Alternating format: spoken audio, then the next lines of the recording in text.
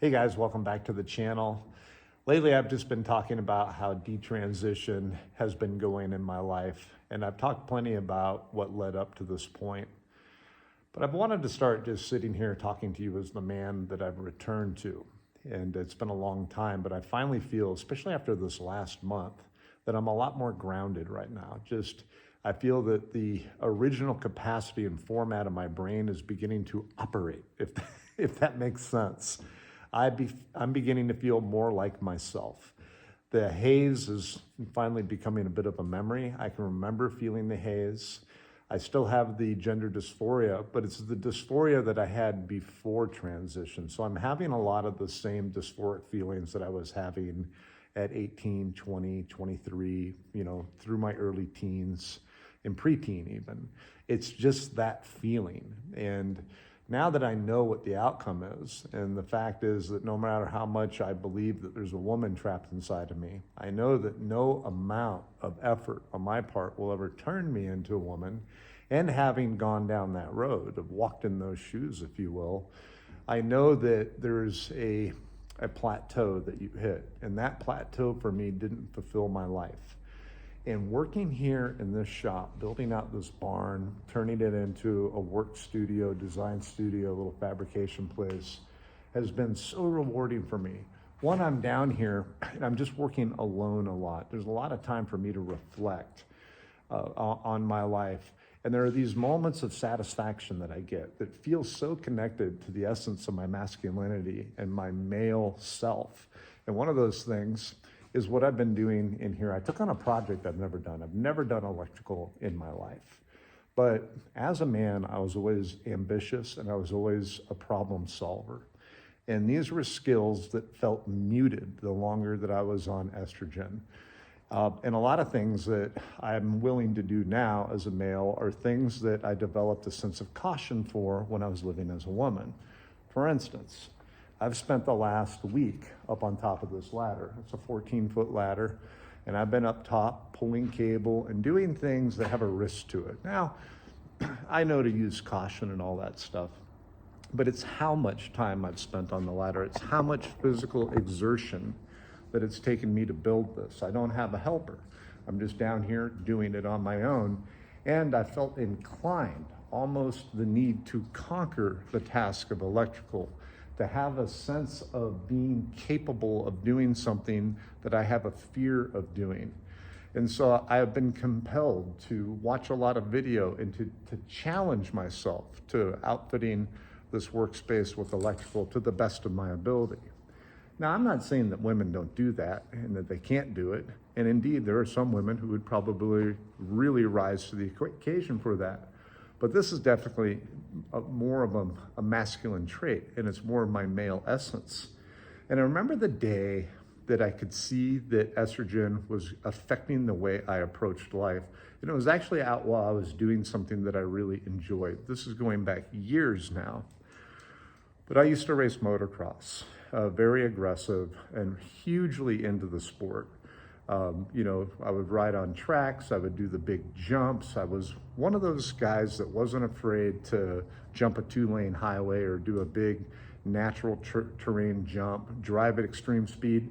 And I wasn't afraid of crashing. My attitude used to be bones heal and pain is only temporary. Again, a very masculine trait in my opinion, by and large, not to say that there aren't exceptions to the rule. But I remember we were out on a trip. This is so many years ago. I'd been on estrogen for about 2 years, and I'd been kind of keeping it very, quiet. Wearing baggy clothes, I was keeping my hair cut short, and wearing wigs on the weekend, allowing my body to change, and, only sharing this with a few women in my life or very close friends and family, and of course, my transgender crowd of friends that, it's sad to say, that I found myself hanging out with for a few years. But while I was out with my old group of friends, a couple things happened on that trip. But first of all, I got kind of outed on that trip because somebody noticed that I was getting a puffy bit of female breast on me, and I got teased about it. And I just, brushed it off as having gained weight.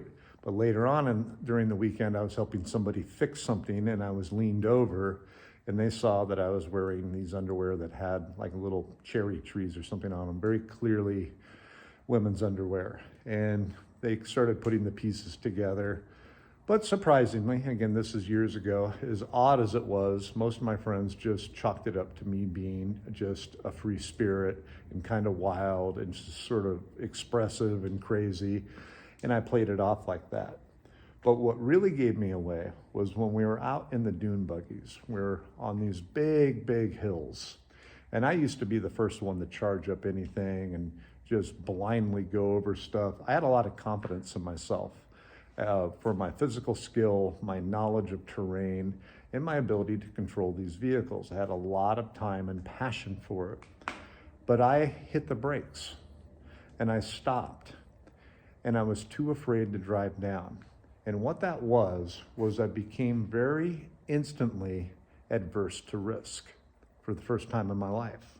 It paralyzed me because all I could think about was the possibility of getting injured. And that was something that would begin to change the way I looked at the world and looked at life. I stopped being the risk taker that I used to naturally be because the hormones were beginning to affect me cognitively, where I was measuring risk differently. And little by little, I stopped hanging out with those friends and I stopped doing something that I had really enjoyed throughout the majority of my life, something that I'd swore that I would always do again. And as the years went by, we sold the dune buggies, I sold off the motorcycles, I got rid of all the gear, and that's when I started living a more effeminate life. And talk about missing a core part of who I was, an extreme sports enthusiast, a risk taker.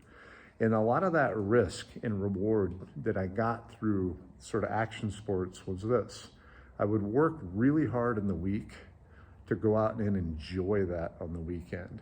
It was like a thing for me to aim towards. It wasn't a cheap sport either, so it drove me to work hard to be able to comfortably afford, the experience, the adventures. And the adventures helped me kind of blow off steam, the stress of the week, work hard, play hard, right? Being on cross-hormone therapy took that away from me. And it was something that it was still there. It's like I had memories of it, I had thoughts of it, but the ambition and the instant sort of motivation to act upon it faded away. And I became aware of risk. And even as a passenger, like riding with my friends in cars, and because I love high-speed cars and high-performance driving, I slowed way down. Now, I like to think that some of that was me getting more mature, but to the level in which that I dropped out of it, I no longer enjoyed being drenched in adrenaline. And it turns out I need that. Being up on these ladders, doing something that kind of makes me nervous, like getting into an electrical panel, it's a low level of adrenaline, but it's the challenge of it. It's, will it work? Is this going to shock me? And it's just one of those things where I feel so good that I'm figuring it out, that I'm accomplishing something in here, and I'm building something. And that's the essence for me as a man, as I enjoy creating. But not just to create for the sake of creating. I don't want to sit there and do fashion design. I like to build, and again, nothing wrong with that. But I tried to replace a lot of my creative desire and thirst through fashion, through wardrobe, through hair, through makeup. And I even tried to get passionate about socializing and doing things that had much less risk. But for me, I didn't feel fulfilled.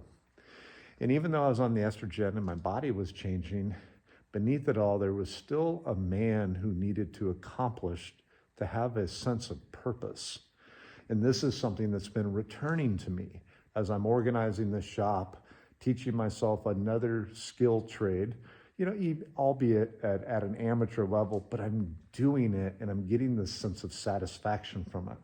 And outside this barn door here, there's a race car that I've put out in front of the barn because I'm suddenly finding the need for speed again. I really want to put this car back together and go run it. It's one of these rally cars. I haven't worked on it in years. And I'm looking forward to getting this space done so I can weld and grind and bend and use my lasers and use my problem-solving skills to feel that sense of accomplishment, to go chase a little bit of adrenaline, and to live a life worth living. I will always embrace the fact that I have a deeply feminine side and that I have gender identity disorder. And for me, I kind of look forward to the day that I can be okay with being somebody who cross-dresses to deal with a personal mental health issue, but to still be a man who can be seen as a man amongst men and share my story. And if this short story is touching you, or you think that you know somebody who's considering transitioning, I'd really appreciate it if you'd share my channel with them. And I'm going to try to keep bringing you more thoughtful content about my experience and sort of looking back and reflecting. I don't know a lot of people who lived 25 plus years of their life as a male, lived 18 years on cross-hormone therapy, and have returned back to that place. And, you know, I'm not on drugs. I'm not on any mental health drugs at all right now. I take a little something for my cholesterol, and I take a blood thinner because I have a heart condition and an implantable defibrillator. But my body is returning, and even at 53, I feel ambitious. I feel like I want to seek some thrills in my life again. And I don't need the thrill of trying to live as a woman. It was unsustainable, and it lost its luster. And I saw that plateau effect of it. And the fact was, I was never going to look, feel, and think like an actual woman. And in a certain sense, I didn't feel that I was connected to either. I was stuck in the middle. On the outside, I looked like a woman, but on the inside, I had the distant memory of being a man. And I like to wrap this up with this. A lot of this is due to the amount of time I'm spending alone meditating and talking to God. I'm not a super religious person. I do believe in Jesus Christ. And I think he's sort of the ultimate way to look at how to live your life, of how to interact with people and who to love and how to see the world. And I hope that this journey for me continues to be a spiritual journey, and I hope to keep sharing it with you guys. Thanks for checking out the channel. I'll talk to you soon. Bye.